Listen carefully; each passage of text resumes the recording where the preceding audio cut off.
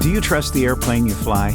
Are you confident, even on a short flight, that everything will work properly and get you to your destination without incident? What if, out of the blue, the engine started to run roughly and then started making loud pounding noises? Would you be prepared for dealing with such an issue? Could you make it to an airport? Had you been paying attention to places to land if a runway were beyond gliding distance? Confidence or complacency? It's our subject on this episode of The Rider Report.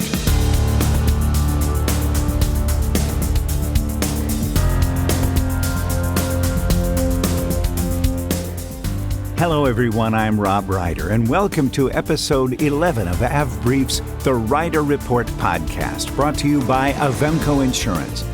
My guest today was at the controls of a beach musketeer that he'd flown for about 50 hours in the previous 6 months and trusted.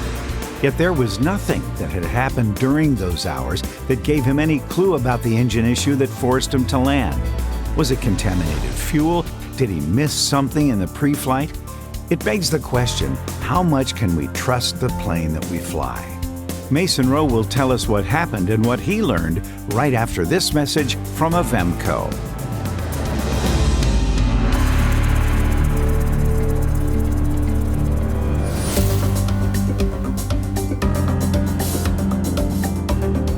Avemco Insurance Company has been passionate about aviation safety for over 60 years.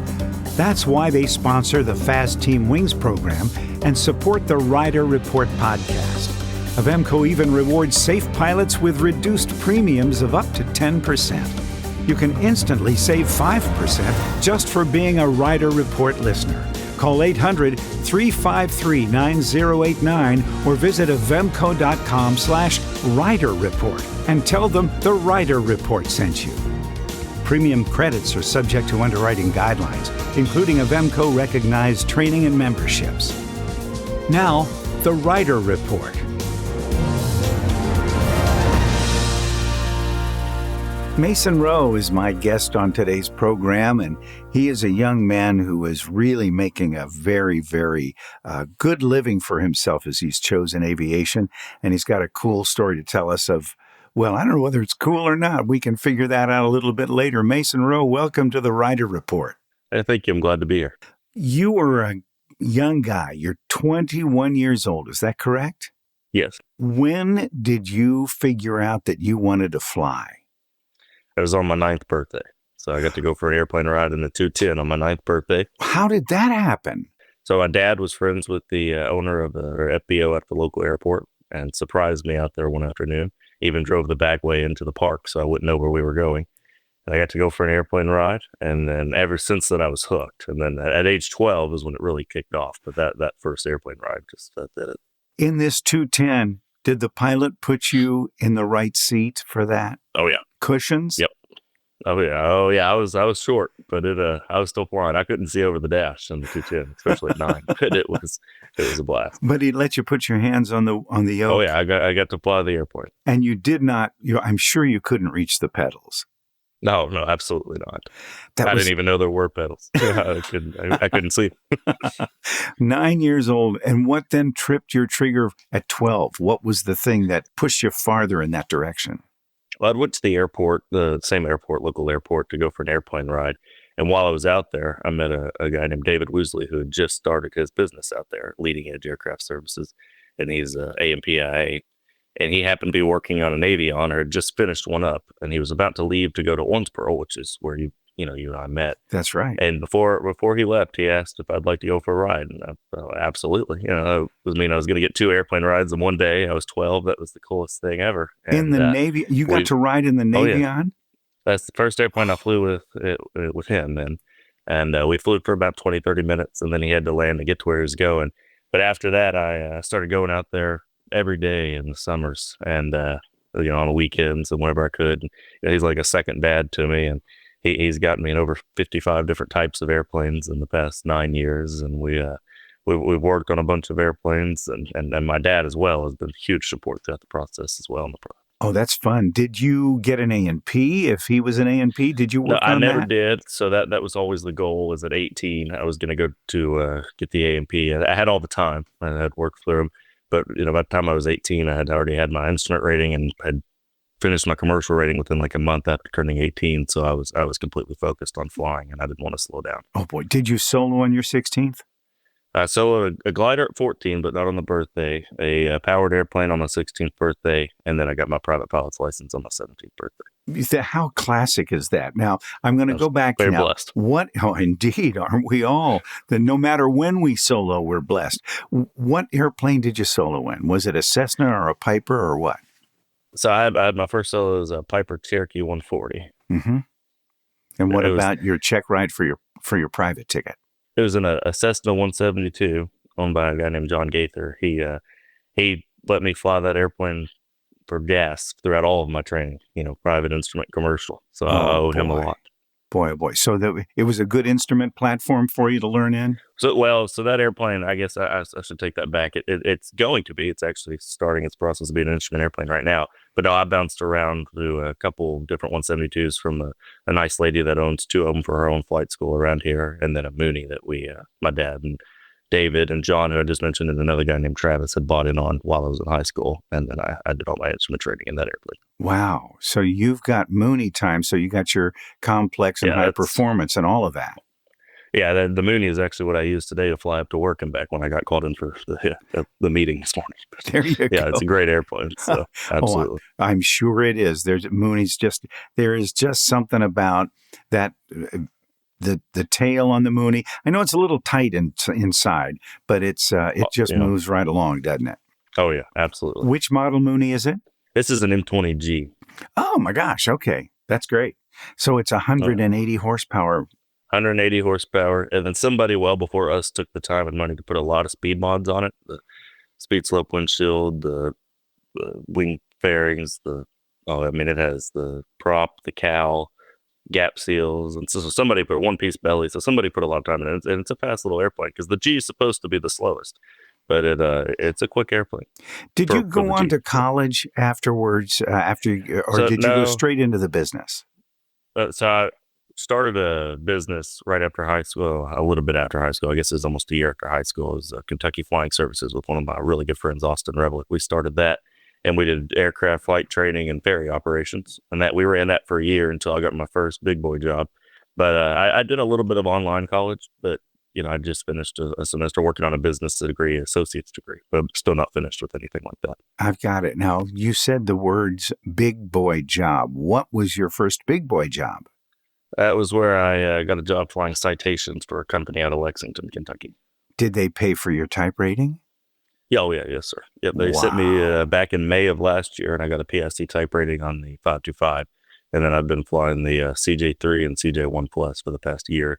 Got about 300 hours in them. And I'm very fortunate that the other gentlemen at the company are older and ready to retire. And there's not a flight that goes on that I'm not in the left seat because they don't need the time. So it's all turbine PSC time. I'm very blessed. Very blessed. That's great. Well, and yet you told me when we met at the STEM event down in Owensboro with Tim Ross and the folks there with the air show there.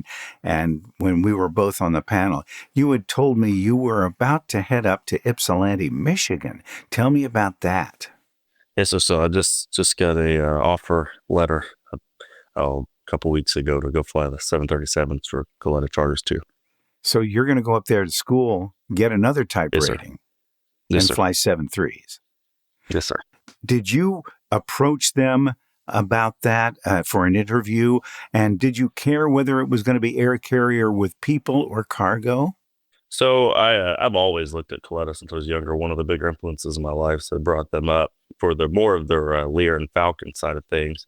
But one of my really good buddies, Chris, works there, and he had kind of brought up as if it was possible, and I wasn't sure if it would be. And he put a word in for me after I got my ATP minimums and completed everything, and they started reaching out slowly, and then it happened. So it's always been a dream to work there, and my buddy made it possible. And to answer the other question, I'm never opposed to flying people. In this Part 91 job I've had, I've flown the best people I could probably ever fly. It's a small group that I fly in the company, but it's a large company, and they're just great people. But cargo has always been my dream, and it still is. And so I was certainly looking for the freight side of things. Boy, that's going to be fantastic. Well, it's nice up there in Belleville, Michigan, and Ypsilanti.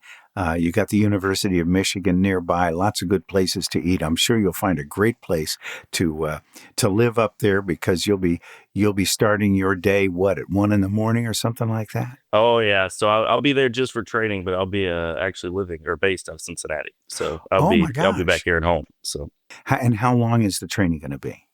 I think it's about a month, and then another month of sim. Gotcha. All right, Mason.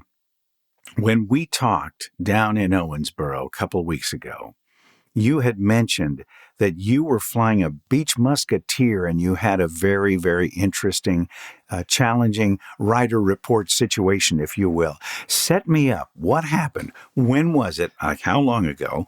What were you? And it was a Beech Musketeer. Tell me what happened in your incident. It was about October of last year. I was flying with a good buddy and former student of mine, Tegan, who I got through his private pilot license. And we were just out flying over, headed to a fly-in at a local grass strip just south of Owensboro.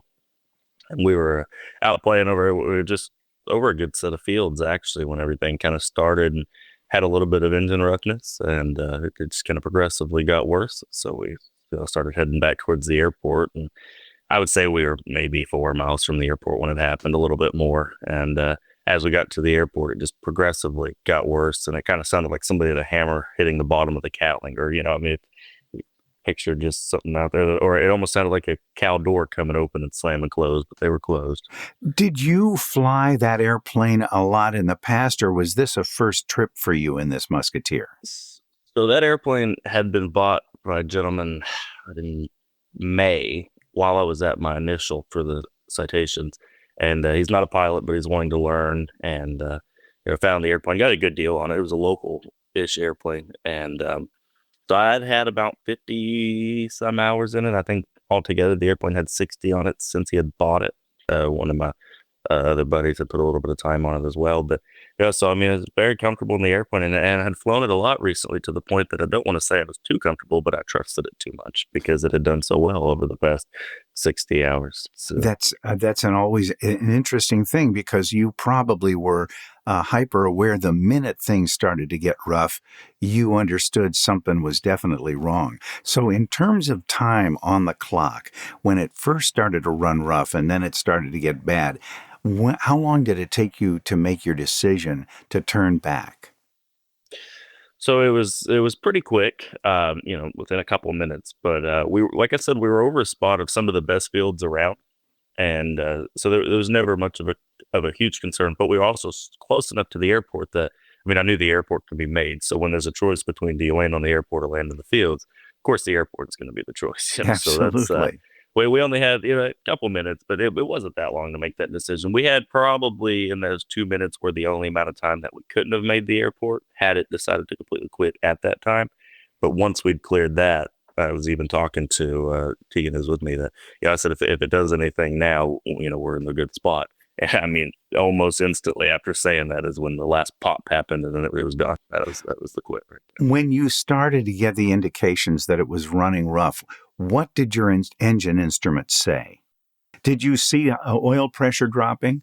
Nope. Actually, while after it had technically quit, in the left base, the oil pressure was still somehow in the green, and the RPM, of course, had changed, but that was about it. So because we had to, I knew it had quit, but I was even like, did it completely quit, or we had a light idle right now? We were, I guess, windowing, but I mean, it was.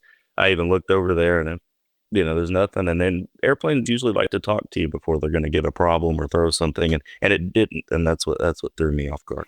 And to which airport were you returning? Was it towered or non-controlled, or what was the deal Untowered. It's the airport at Ohio County where I had that first airplane ride and where I want to say, raised and flying. So a lot of my times out of that airport, I'd spent many, many hours practicing engine failures with David and the Cessna 140 at that airport all throughout middle school and high school and throughout my early flying. So it felt like it couldn't have happened at a better place. I couldn't agree with you more. How far from the airport were you when all this started? I'm going to say about 4 miles. About 4 miles from the airport, maybe 5, but we were fairly close, but not quite close enough, but fairly close at first. At what altitude? We were, I want to say 1,200, 1,500 feet. So given how far out we were, not high enough for the situation, but, the safe altitude for any of the areas around. But Sure, but there's nothing worse than altitude above you when an engine fails. right. Exactly. And that's a lesson learned on that situation for sure. Because it was a non-towered field, did you feel it necessary to declare an emergency? How did you handle your radio calls? Luckily, it was pretty dead at the time. And there was one airplane coming in, but it was a buddy who was stopping by before they went over to the fly-in as well. So I just kind of gave them a heads up what was going on. Didn't really, I mean, I if had there been people would have made it a little more, we need to come in. But I just kind of treated it all like it was normal. Didn't really say anything's going on because at the time, I didn't know maybe we lost a cylinder, and then so it wasn't. I mean, it's still a problem, sure, but it hadn't hit that emergency port. And then once it completely quit, I just said we're turning final, engine out, and that was it. Did you ever have any other real situations where things were starting to go bad? Because it seems to me, as you've recounted your story, that you were not in panic mode at all. You sound to me, Mason, like you're a much older pilot with decades of experience, like it was very routine. Yeah, like I said, it's I don't know if this one's considered blessed, but I've been blessed with a lot of different little experiences, especially from working, with that AMP and I, who taught me everything. And I've had, it might have been about a year before, but in another Musketeer with the same type of engine, coming home from Florida with the same friend at night, I had a valve seat come out, and it didn't come through the cylinder, but it just got turned just sideways enough. And so that was a more of a, I don't want to say a partial end to tell you, that was more of a good loss of power though at night in Alabama over, we didn't know where, at the time. But again, we still had power on that one. We landed at an airport out of that one. But it was almost when we looked at each other like, well, we've done this before, up until the point that it did quit. But How does that make you feel about the Beach Musketeer in general? yeah, it's ironically the same airplane twice, but I'll still hop in another one. Mason, let's take a break and we'll come back and talk about the lessons learned from the engine out and also that night flight with the valve problem right after this message from Avemco. Based on Avemco claims data, did you know that 10% of accidents happen while taxiing? Does this number surprise you? Avemco Insurance Company values safety and believes strongly in continuous pilot training and education to help prevent these accidents and promote safer skies for everyone. That's why they sponsor the Fast Team Wings program and the Rider Report podcast. Avemco rewards safer pilots with premium credits through their Safety Rewards program. Earn an automatic 5% off by mentioning you're a Rider Report listener. Call 800-353-9089 for a free quote or visit avemco.com/rider report today. Premium credits are subject to underwriting guidelines, including Avemco recognized training and memberships. Now, back to the Rider Report. We're back with Mason Rowe here on the Rider Report. Couple of different situations in the Beach Musketeer, but the big one we're talking about today is the one where the engine failed on you. Mason, you kept cool. That's really good. When you landed, was the engine producing any power at all? And I'm assuming you probably had to get the tow bar out and yank it off the side of the runway. Did it quit on you? Tell me what happened after you landed. So as we rolled out on final and then touched the ground, I pulled the mixture out because it was just making some noise, but we were still windmilling at that point, I guess. But it was, I guess, attempting to run. But no, at where airport's set up, it works out pretty good where we're going to pull off onto the turnaround and then just pull it the rest of the way off. So it didn't affect the runway operations or anything. It worked out very well. But as we got off the ground and we got to look at it, we got to find more of the problems. But we were certainly out of the way. Once you got it off to the side and took the cowling off, what did you discover? What happened to the motor? Well, so taking the cowling off, everything looked normal. So it was hard to explain to anybody that wasn't in the airplane that something actually happened. So you expect to see a big hole in the case or something from a story like that, but there wasn't there. But we pulled it into a hangar and started playing with it and borescoping, taking cylinders off. And by the time we got one of the cylinders off, we were able to see that it did put a hole, but it did it into the oil pan. So it was a secret little hole, but it threw two of the rods off from the back and right through the oil, or not even through the oil pan, but into the oil pan, but through the case. You're telling me the engine was a goner? Yeah. It's brand new engine to put on it, or not brand new, but a different engine being overhauled to be put on it. You made everything sound so routine, as you've told me your story. What lessons did you learn? I think there's a few or many lessons to be learned in a situation like that. I don't want to use the term of, I wasn't fearless from airplanes, but, I was never one to be afraid to hop in a single engine airplane and rip across the country at night on a ferry trip or even on a good trip or a normal trip. But when you realize that it like we always talk about in flying, it can happen and will happen to you at some point. That's you look at it a little bit differently. And even, a couple of weeks before that had happened, I'd taken myself and the buddy that was with me and his fiance and my girlfriend, and we had went up to Lexington at night, and because we needed to get up there for work the next day. And we all flew up there together. And in no way were we overweight or anything weird like that. But knowing that, I'm responsible for those people, and I put them in an airplane that later have an issue like that, regardless of if I had no clue and it had no signs, but makes me look at it differently. Maybe do it in the daytime. Let's go back now to the situation when you had the problem with the valve and the loss of power in the Beach Musketeer when you were over, would you say, Alabama at night? Over Alabama. Yeah, Oneonta, Alabama, small little town. Did you have a GPS in the airplane? Was it portable, or did it have a 430 or something built in, or what'd you have? No, this airplane, we were strictly VFR and a couple of iPads and ForeFlight. So that was no autopilot, anything at all. We were down there and back on ForeFlight. And did you have an ADS-B receiver as well, or are you? We had a Stratus, so we had everything we needed. While you were flying at night, was looking for places to land part of your normal instrument scan?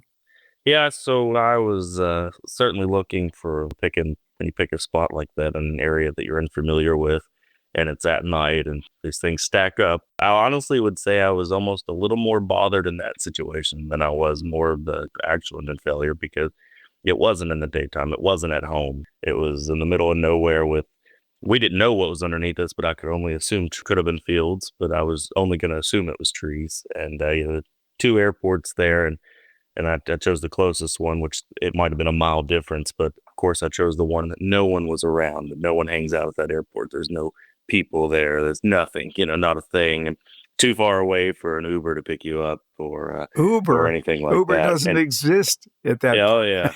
So, oh no, certainly not. So we actually got in contact with some local police officers, and they came and picked us up, and then they actually had to check us into the hotel room because neither one of us were old enough to get a hotel room on our own. So, oh my gosh, yeah, that was fun. So, just as a point of interest, how'd you get the airplane out? So we left it down there, and then a couple weeks later, so our ride came and got us, and that was the David who was taught me everything, the mechanic, and he had brought some tools down there, and we started pulling some stuff apart and found the problem. So then we had ordered a cylinder and came back in a couple weeks later and swapped cylinders. They actually had a hangar that was open, a nice hangar that nobody used. So we got to slide in there beside a fire truck that's kept in there. And, it's a small airport like that. And we put a cylinder on the airplane. Nothing better than having a buddy who's an A&P. Absolutely. Right? Absolutely. Aaron Tippin is a buddy of mine, and he's an A&P, and he helped me out with a starter on my RV once a number of years ago. So Aaron, God bless you, partner, and God bless all those folks who know how to turn a wrench and have the ticket to do so. Right? Yeah, I hold them in highest regard. Absolutely. In terms of what you would suggest as a flight instructor, as a guy who's moving up to the heavies, what sort of admonition would you offer a lower time pilot when something like that happens? What kind of things would you want somebody else to know? I would. I don't want to say we didn't think things through, but I would always think things through of what the plan is and what could happen. And we always do that as pilots. That's part of our job. But look at it of more of a what am I going to do, not what would I do. So when something happens, what am I going to do when it decides it's going to quit here? What am I going to do when I lose an alternator here, which isn't a big problem, but if you're flying around in a Bravo or Charlie, now you're not talking to people because there goes, you're going to lose your battery here in a minute. And different things create different problems, but the biggest thing is to slow down when it happens, figure out what the problem is, and fix it. No panic. Don't panic. There's always time to take a breath and consider some options, right? Absolutely. I hate seeing people get killed over things that the airplane would fly for 4 more hours doing. Or as simple as a door opening. That seems to get a lot of people. And I think the best thing to do is slow down, grab the door or don't, and, fly the airplane, most important. There you go. Fly the airplane. Mason Rowe, I am really pleased to have you on the show. The idea of a young guy like you getting started flying 737s, you'll have 3 stripes before you're 22 or 23, right? Yes, sir.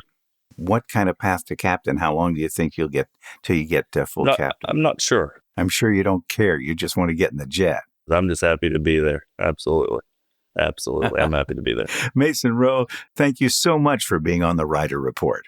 Thank you for the opportunity. I appreciate it. I'm really pleased that Mason will be flying for Caleta Air and living the dream, and that he'll be based at CVG. I have a feeling I'll be seeing more of him in the future. Thanks to you for listening to the podcast. We are on the grow, and if you haven't yet subscribed, please do so, and let your friends know about us too. It's hangar flying that you can participate in anytime, anywhere. We drop episodes every couple of weeks so you can hear the first-hand accounts of the flying lessons that sometimes only experience can teach. And if you've got a story you'd like to share, here's my email address, rob@avbrief.com, rob@avbrief.com. The Rider Report theme and commercial instrumental music for the podcast was written and performed by Rob Pottorff. For Avemco Aviation Insurance and avbrief.com, I'm Rob Ryder. Catch you next time on The Rider Report.